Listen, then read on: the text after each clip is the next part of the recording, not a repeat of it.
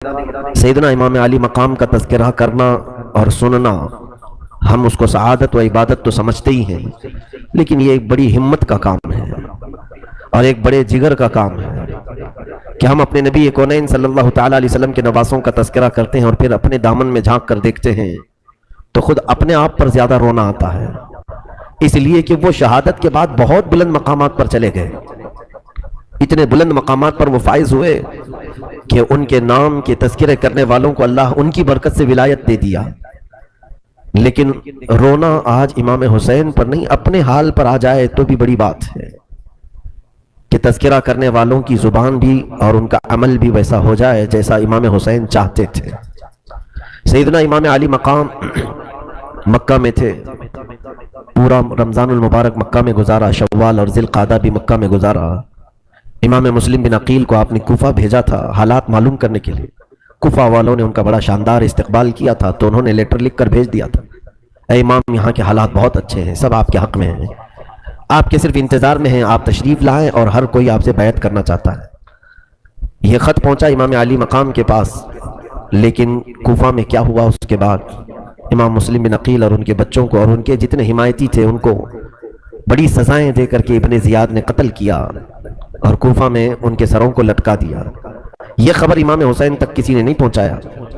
امام علی مقام مکہ سے اپنے خاندان والوں کو لے کر نکلتے ہیں، چلو کوفہ والوں نے ہمیں بلایا ہے، ہزاروں کی تعداد میں ان کے خط آئے ہیں، ہم ان کے خط کا جواب دینے کے لیے پہنچے اور ان لوگوں نے ایک امام حق کا مطالبہ کیا ہے، ہم ان کے اس مطالبے کو پورا کرتے ہیں۔ جبکہ مکہ میں موجود بہت سارے صحابہ اکرام اور دیگر تابعین نے آپ کا راستہ روکنے کی کوشش کی، بہت کوشش کی کہ آپ نہ جائیں، آپ مکہ میں امن و امان کے ساتھ ہیں، کوفہ والے دغا کر جائیں گے۔ امام علی مقام کی نظر میں صرف وہی بات تھی کہ کل بروز قیامت اگر انہوں نے اللہ کے حضور کہہ دیا کہ ہم نے تیرے نبی کے نواسے کو بلایا تھا، وہ آئے نہیں، اس لیے ہم نے یزید کی بیعت کر لی، تو رب تبارک و تعالیٰ کی بارگاہ میں کیا جواب دوں گا؟ اگر مولا مجھ سے یہ سوال کرے کہ اے حسین کیا تو نے اپنے نبی کی امت کو ایک فاسق و فاجر کے ہاتھ ایسی لاوارث چھوڑ دیا، انہیں بیعت کرنے کے لیے آزاد چھوڑ دیا؟ تو امام حسین کو اسی قیامت کا خوف ستاتا تھا، تو انہوں نے بلایا تو رخت سفر باندھ لیا۔ امام علی مقام جب اپنے گھر والوں کے ساتھ نکلے تو راستے میں کچھ لوگ ملاقات کرتے رہے، اس میں ایک مشہور شاعر فرزدق، اس نے مل کر کے ملاقات کر کے کہا بھی کہ آپ کہاں جا رہے ہیں؟ کہا کوفہ کی طرف۔ تو اس نے ایک تاریخی جملہ کہا، اے امام حسین ابن علی، کوفہ والوں کے دل آپ کی طرف ہیں لیکن ان کے نیزے اور تلواریں یزید کی طرف سے چلتی ہیں، آپ ان کی بات پر یقین نہ کریں۔ امام علی مقام نے کہا، اے فرزدق، اللہ نے جو مقدر رکھا ہے وہ ہو کر رہے گا۔ بہرحال آپ کا سفر آگے بڑھتا گیا، کارواں یہ منزلیں طے کرتا گیا۔ بیچ میں آپ کی سگی بہن زینب رضی اللہ تعالیٰ عنہ کے دو شہزادے عون و محمد چھوٹی عمر میں تھے، وہ اپنے والد کا خط لے کر کے آئے، حضرت عبداللہ بن جعفر کا خط۔ امام علی مقام کو انہوں نے خط لکھا تھا، وہ بہنوی تھے، امام حسین کے سگے بہنوی تھے، عبداللہ بن جعفر حضرت سیدہ زینب کے شوہر، وہ قافلے میں نہیں تھے۔ انہوں نے خط لکھا کہ میں آپ کو روکتا ہوں، اللہ کے لیے آپ واپس آ جائیں، کوفہ والوں کی نیتیں اچھی نہیں ہیں، اگر ان کے پاس تھوڑی اور سختی کسی نے کر دی تو وہ آپ کے خلاف کھڑے ہو جائیں گے، اللہ نہ کرے آپ کے ساتھ اگر کچھ ہو گیا تو پوری دنیا میں اندھیرا چھا جائے گا۔ امام علی مقام کا خط لکھا، امام حسین ابن علی رضی اللہ تعالیٰ عنہ نے اس خط کو رکھا اور اپنے ارادے پر آگے چلتے رہے۔ اونو محمد سے کہا کہ جاؤ اپنے ابا سے ہمارا سلام کہنا اور کہنا عافیت کی دعا کریں، ہم رسول کریم صلی اللہ علیہ وسلم کی امت کی خیر کے لیے نکلے ہیں۔ اونو محمد جاتے کہاں؟ انہوں نے کہا مامو جان، ابا نے خط تو لکھا آپ تک پہنچانے کے لیے، لیکن تحفے میں ہم دونوں کو آپ کے حوالے بھی کیا ہے، آپ ہمیں قبول کر لیں۔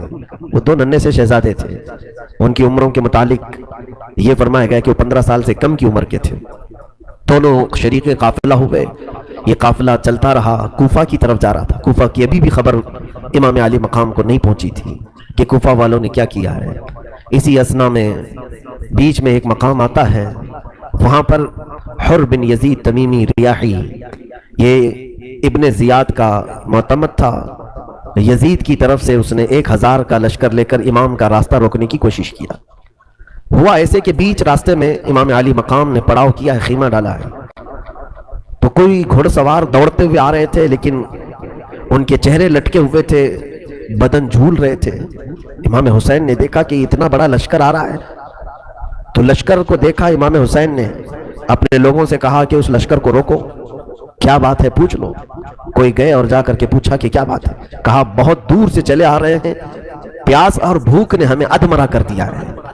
یہ خبر امام حسین کو ملی تو امام علی مقام نے اپنے خیموں میں جتنا پانی تھا سب لے کر کے حاضر آئے۔ حر بن یزید کو آ کر پانی پلایا، اس نے آنکھیں کھولی اور اس کے بعد ان لشکریوں کو پانی پلایا۔ امام حسین نے پوچھا کہ کیا مقصد، کس لیے آئے؟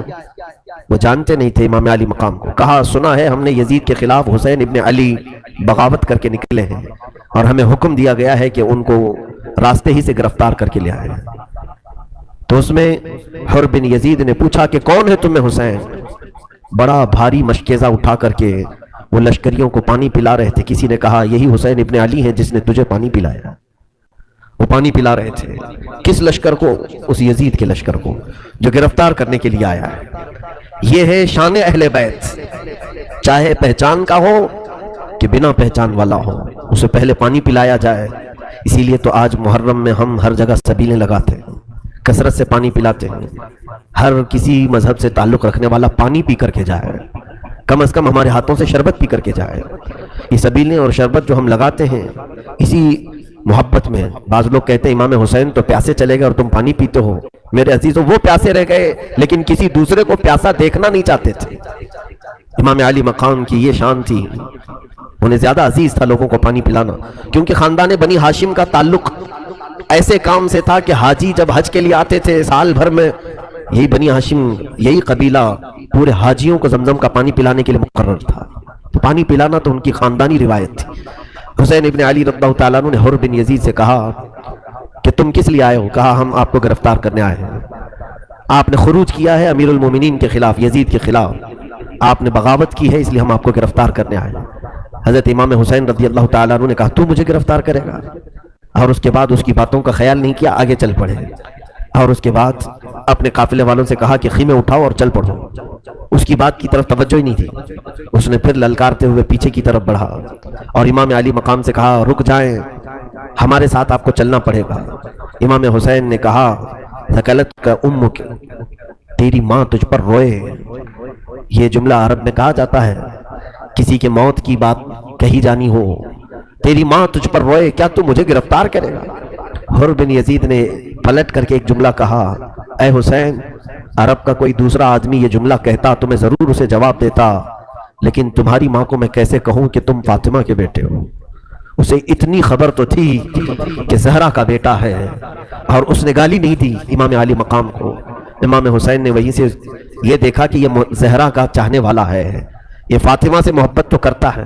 بہرحال اس قافلے کو آگے بڑھایا جاتا رہا، یہاں تک کہ حر بن یزید نے آگے پہنچ کر کے پھر قافلے کو روکا۔ امام حسین نے کہا کہ تم آخر چاہتے کیا ہو؟ کہا اے حسین ابن علی، میں آپ سے جنگ نہیں چاہتا، لیکن میں اپنے امیر کی اطاعت کرتا ہوں، میں اپنے حاکم کی، خلیفہ کی اطاعت ضرور کروں گا۔ تو بعد میں بات ایسے اتفاق پائی کہ اس نے کہا حر بن یزید نے ایک کام کریں، آپ کوئی ایسا راستہ لے لیں جو مدینے بھی نہیں جاتا ہو، کوفہ بھی نہیں جاتا ہو، کوئی دوسرا راستہ آپ اختیار کر لیں تاکہ میں اپنے امیر کی خلاف ورزی کرنے سے بچ جاؤں، نافرمانی کرنے سے بچ جاؤں۔ امام حسین نے اس کے مشورے کو قبول کیا اور بیچ کا ایک راستہ لے لیا جو نہ کوفہ کی طرف جاتا تھا نہ مدینے کی طرف۔ یہ راستہ چل پڑا، کافی دور آنے کے بعد حر بن یزید نے کہا اب یہاں پر روک لیجئے، دریائے فرات قریب ہے، پانی وغیرہ آپ کو بھی ملے گا، ہمیں بھی مل جائے گا، روک دیں آپ یہاں پر۔ تو امام حسین نے پوچھا کہ یہ کون سی جگہ ہے، یہ کون سا علاقہ ہے؟ تو حر بن یزید نے کہا ہادا مقام کربلا، اس جگہ کو کربلا کہا جاتا ہے۔ امام حسین نے کہا ہادا مناخ رکابنا ومحط رجالنا رحالنا ومقتل رجالنا، یہی وہ جگہ ہے جہاں ہماری اونٹنیاں اتریں گی، ہمارے سوار یہاں اتریں گے، اور یہی وہ جگہ ہے جس کے متعلق میں نے سنا ہے کہ ہمارے جوانوں کی قتل گاہ ہے۔ آپ رک گئے، دریائے فرات کے بالکل پاس میں خیمے لگائے گئے۔ حر بن یزید، شام کا وقت ہوتا ہے، امام علی مقام نے جب اذان دی اور نماز کی تیاری کی، اس سے پوچھا تم اپنی الگ جماعت بناؤ گے یا ہمارے ساتھ نماز پڑھو گے؟ حر بن یزید نے کہا اگر حسین